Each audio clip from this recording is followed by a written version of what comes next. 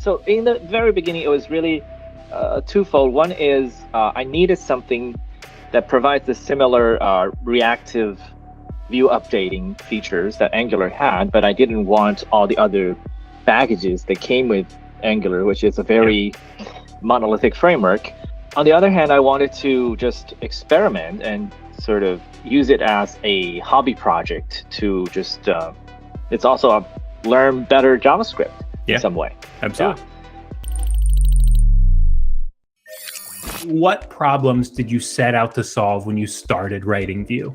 So when I started working on Vue, I was working at Google as a creative technologist, and the kind of projects we worked on were really experimental. They're kind of go fast as fast as possible, churn out a lot of prototypes, get the ideas into something tangible as fast as possible. So for a very long time, when I started learning JavaScript, right, I just learned HTML, CSS, and JavaScript.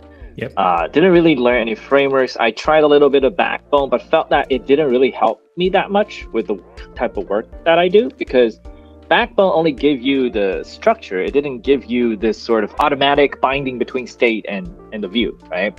And that was when a colleague of mine started using Angular.js, the version 1 in some of the projects. And I saw that and I was like, oh, okay, cool. So you can actually use the template syntax and get everything just to automatically update. So it got me curious, and I didn't actually bother looking into how Angular actually worked, because I felt, okay, this is something I can build myself. So in the very beginning, it was really twofold. One is I needed something that provides the similar reactive view updating features that Angular had, but I didn't want all the other baggages that came with Angular, which is a very monolithic framework. On the other hand, I wanted to just experiment and sort of use it as a hobby project to just, it's also a learn better JavaScript in some way. Absolutely. So that's really how it started. Great, that makes sense. Good answer. And then I really like this this next question. It says, Vue.js is the favorite front-end framework among my Python friends. Why do you think Vue is so popular with back-end folks? I think it's twofold, right? The first is Vue is not, in the beginning, Vue is designed to be, the term that we coined is the progressive framework. The idea is that the initial adoption, we want to make that barrier as low as possible, which means like when you start learning Vue, you don't need to say install like 200 modules of Node.js modules. You can just start in the browser. You can link Vue from a CDN or just as a single script, and then you can get something on your screen. So the initial point of integration with any backend framework can be as low barrier as possible, right? Literally, you just add a script tag and you can get Vue going on your page. I think that is very important because, you know, for backend developers, they don't necessarily, like, especially for the type of apps you're building, right?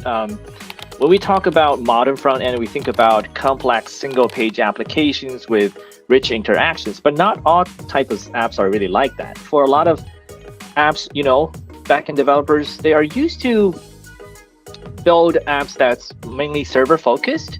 You render something on your page that's already coming from the server, and then you add lighter interactions on top of that. And I think Vue fits that use case really well. But at the same time, you can have the same knowledge that carries over when one day you say, okay, maybe this should be an SPA. So I'll do an SPA and Vue can do that too. Right? So I think this is where the progressive framework concept really kind of plays well with people coming from backend frameworks. Very cool. And then moving on, I did want to kind of focus on Vue 3, which brings us here. But can you tell us some of your favorite features in Vue 3? Just one feature or a couple? And did you run into any interesting challenges you had to solve during its development? Yeah, my favorite feature is probably script setup, which we shipped in 3.2. So the thing is, when we came up with Composition API, I knew that it had potential, but one of the major pain points for users to sort of adopt it is they felt that it's like the initial impression for a lot of people is that it became more verbose compared to Options API. But script setup really kind of turns that whole conversation around, because now with script setup, a lot of people start to think, okay, like composition API with script setup is actually cleaner or less verbose compared to Options API, and it gives you a bit more freedom and flexibility, right? So I think it really helped sort of changing the perception for a lot of people on composition API, which I think is great, because it's kind of hard to push people past the initial hurdle if the first impression they get is, okay, I'm actually writing more code than I used to. And then once you get past that, you get to better appreciate like the other capabilities that composition API was supposed to give you. So I think script setup really kind of achieved its job there. Yeah. I guess there's some interesting challenges, of course, when implementing it, but mostly it's about finding the right compile output.